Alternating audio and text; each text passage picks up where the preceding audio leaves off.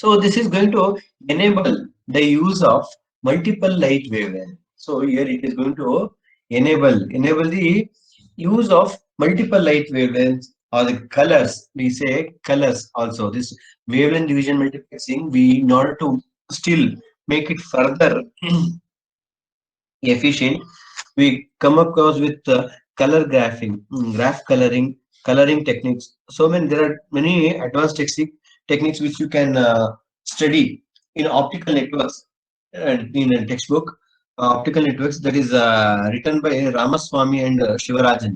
Shivaran. That textbook is very good, and there in the sixth or seventh chapter, I think it tells very clearly the applications of WDM in a pure computer network, in a pure net computer network. How graph coloring it is a coloring technique only. Wavelength division multiplexing that is achieved through coloring, so that you can maximize the usage of the spectral efficiency. So how that spectral efficiency can be achieved, it is through coloring. Coloring, how we'll be doing? So you will be coloring the neighbor nodes with different colors, so that each neighboring node will be having a different color, so that it won't repeat, with which you will be able to assign a large number of signals, so that there will be no overlap of the signal. That is, the wavelength will be different for each different waves or the rays, with which you can assign a large them. And also you can make use of reuse, the frequency reuse concept. That is, I think you all have studied in mobile communication, the frequency reuse concepts. Odira, have studied Yes, sir. frequency reuse ಯಾವ್ದಾದ್ರು ಮಾಡ್ತೀರಾ?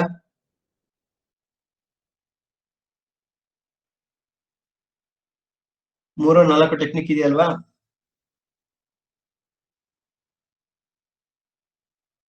ಯಾವ್ದು ಮಾಡ್ತೀರಾ?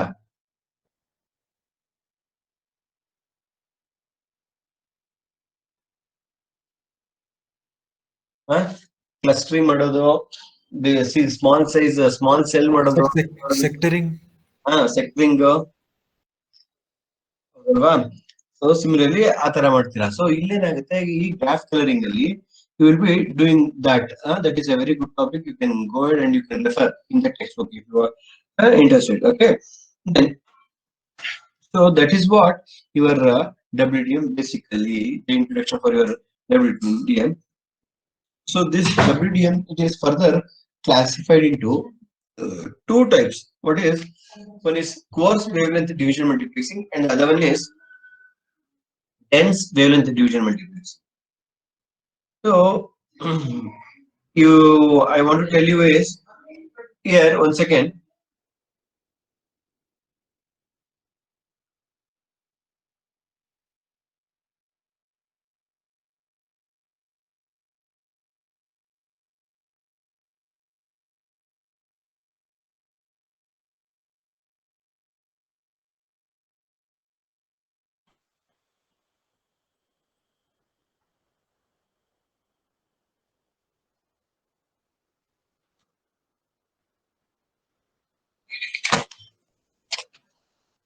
So basically, next we'll tell you about the applications. So what are the different applications of your WDM?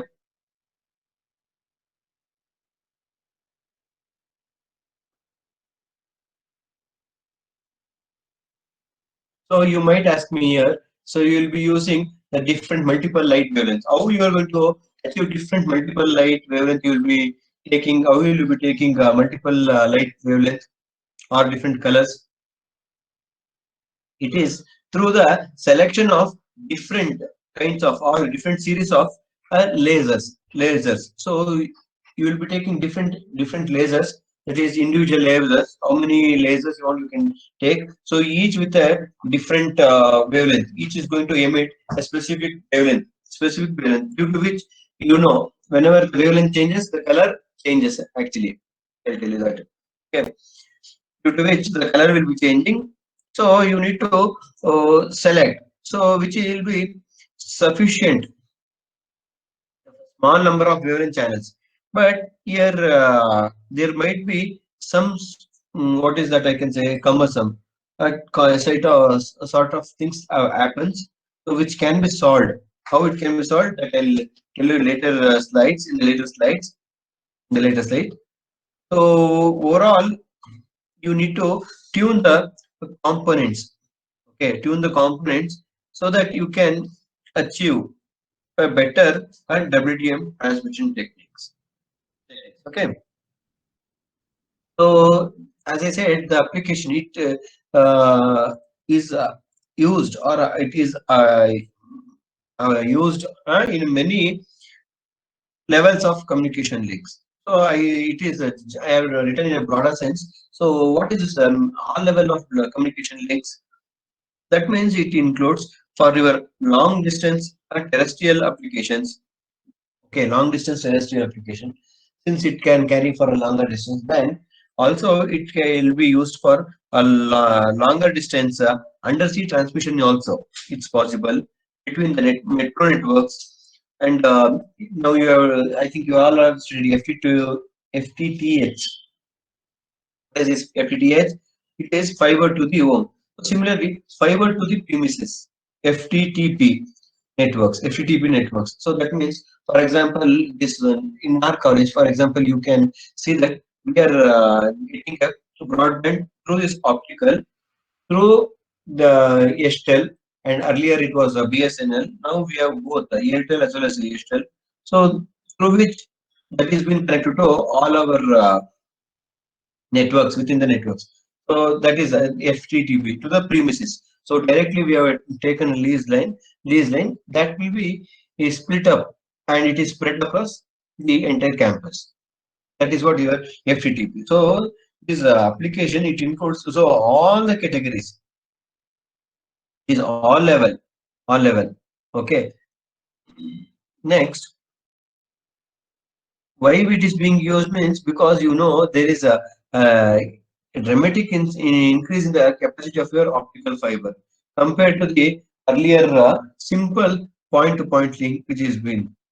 Next is I can say I'll show you this diagram where you can see. So if each channel it is of 2.5 Gbps, for example, then if I combine all these things, it will be around a 10 Gbps. Even though it has got the fiber has got that much capability to take up that speed. Okay, that is a transmission rate. So here, each wavelength is going to support an independent transmission rate of 2.5 Gbps. Then finally, when it is combined, it can take up all this with a 10 Gbps. These are all the diagrams which I have taken earlier. So the speed what they have mentioned at that time it is related to that time, not at the present data. So for that reason itself, I'm asking you people to present the newer things. So which you will be telling me the present things. Fine. So advantages of your WADM. What is the advantages?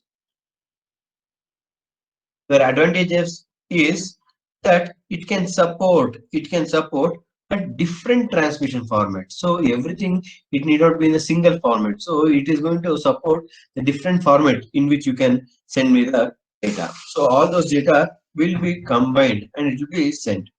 Okay. So since with which you will be using separate wavelength, which is differently formatted. So you need not to be in the same format, different formats at the any data rate, whatever may be the maybe it is 1 to 2.5 Gbps, it is 0.5, it is 1, anything. So all those things it can be sent simultaneously and independently over the same fiber without the need for the common signal structure, right? That is what your thing. So this diagram shows very simple and it is easy for us to understand and how the data from different fibers are being transmitted over a single fiber. Here you can see this is one channel, okay, and this is one more baseband signal. This is one more baseband signal. Each signal is transmitting the information of different information in its different format. Okay, this is for example, it is atlas. So that's the reason I took this diagram in order to make you understand the concept of different formats. So here it is yellow color and it is round in shape. So you can think that this is in one format.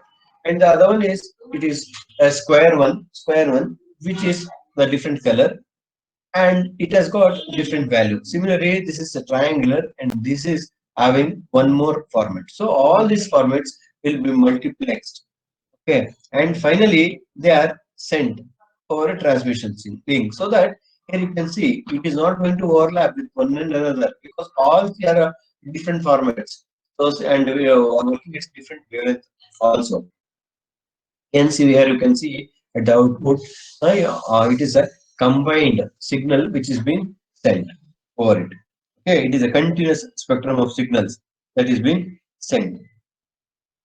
Fine. So at the receiving end, we all do and we combine all the signal and will be allowing it to pass through. But at the receiving end, again, a demultiplexer, our demultiplexer, which you all know it is a reverse operation of this, it is required in order to separate these signals, separate these optical signals into its appropriate wavelength or different format. So, and further, the signal will be processed and processing will be done at the receiving end.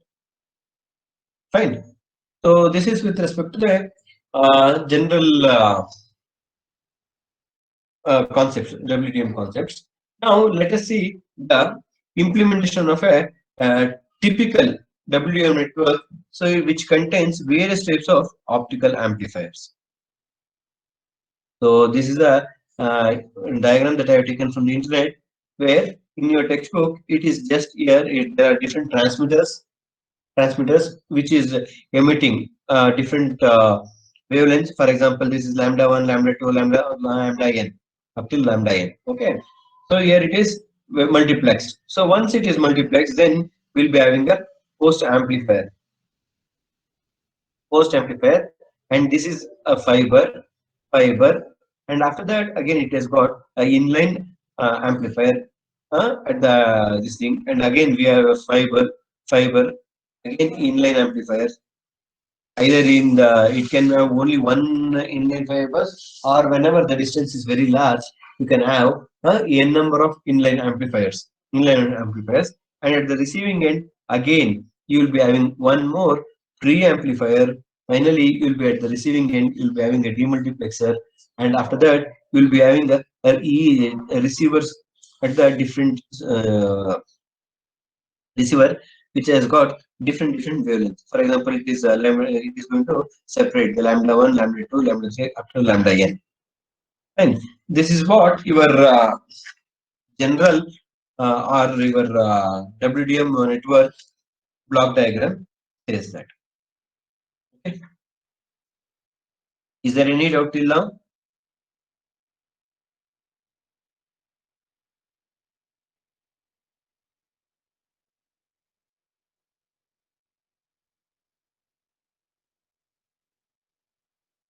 Is there any doubt? Okay. And also here you know that these active and sorry these passive devices are there, and also there are few active and passive components which is available diagram, and they operate at different operating regions. So in the spectrum, maybe it is in the O band or through L band. Since I said they can operate at different frequency, sorry, different wavelength, so that it is going to range from O band to L band. Where we have a narrow line bandwidth operation optical sources we can we use. So we have a O band, L band, S or U band, all those things. Okay, that band diagram I have not mentioned here. I have not shown here. Right. Next topic comes here, the WDM standards. So what is this WDM standards?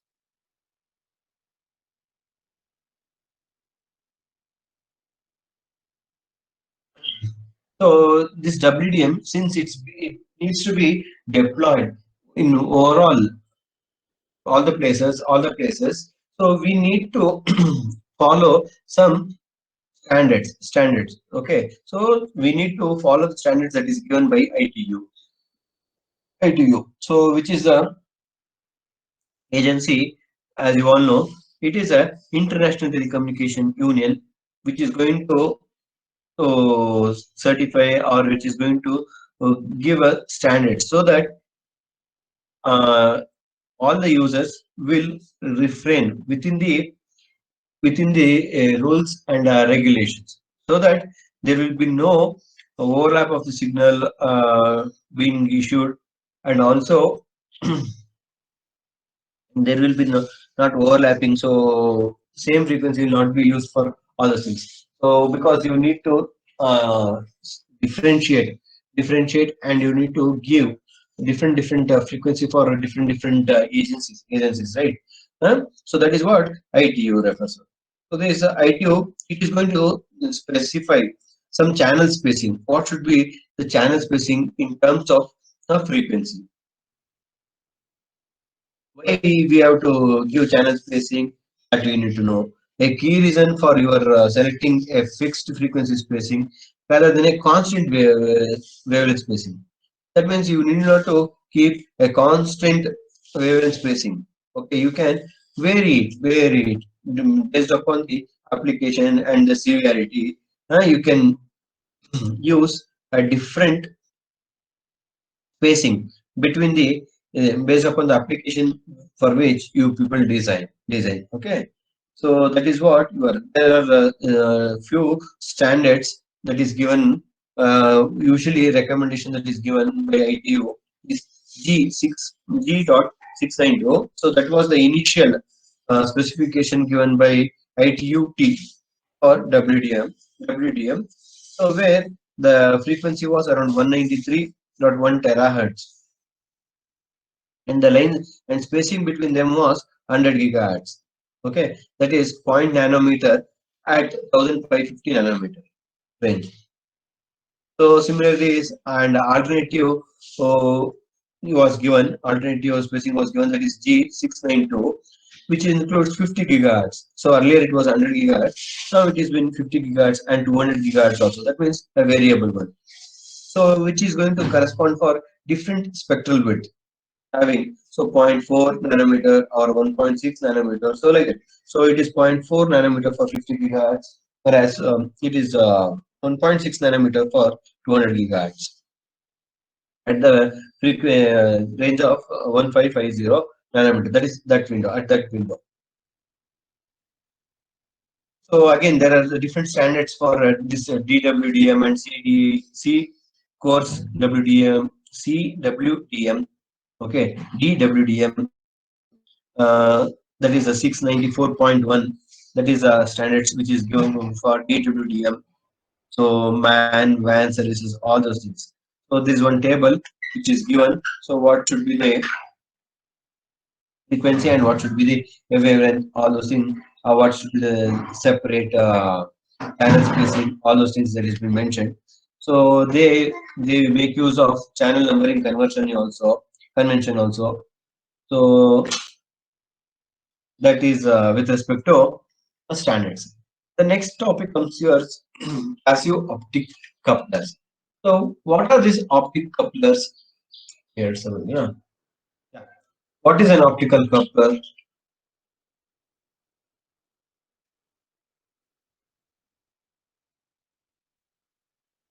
So it is a passive device. As you all know, this the it is a passive device. It is a passive device. So what basically it does?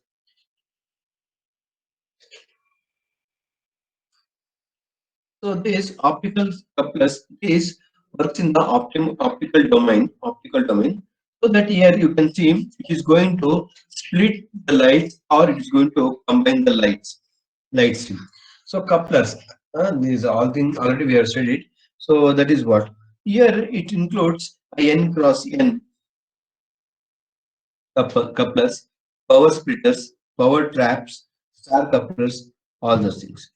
So how these are fabricated? These are mainly fabricated either through these optical fibers by means of this planar optical waveguides, by making use of them different kinds of materials like maybe a lithium niobate, silicon oxynitride, uh, indium phosphate, okay, are different various polymers. So this, earlier it was different materials. Okay, here it is different material. So for manufacturing of core and cladding, different materials will be used for making these couplers. We are making use of different materials. Okay. So basically, what this does is, so in generally here you will be splitting is going to be done. Splitting will be done uniformly for all wavelength, so that each of the n output receives 1 by n of the power entering the devices. So that is what your star coupler is. Fine. Whereas here you can see this port 1 and port 2. So this here you can see this is a 2 cross 2. 2 cross 2 means 2 input and 2 output. 2 cross 2. This I'll tell you a little later. Before that, I'll tell you. So basically it is going to combine the light sources and split is going to split the light sources. So here light will be coupled from one wavelength to a closely placed wavelength. Okay, here it is going to couple wave from one wavelength to the nearest wavelength of its. Okay, because whatever the propagation mode that is going to overlap with the two waveguides. The wavelength will be independent or it is going to be selective fabricated using wavelength in the integrated optics. Fine. Okay. So here you can see this star type. What is this star type? So as I said earlier, so it will be having n number of inputs and it has got n number of outputs. N number of outputs. In one second. Hello. ನಮಸ್ತೆ. ಹೌದು. ಹೌದು.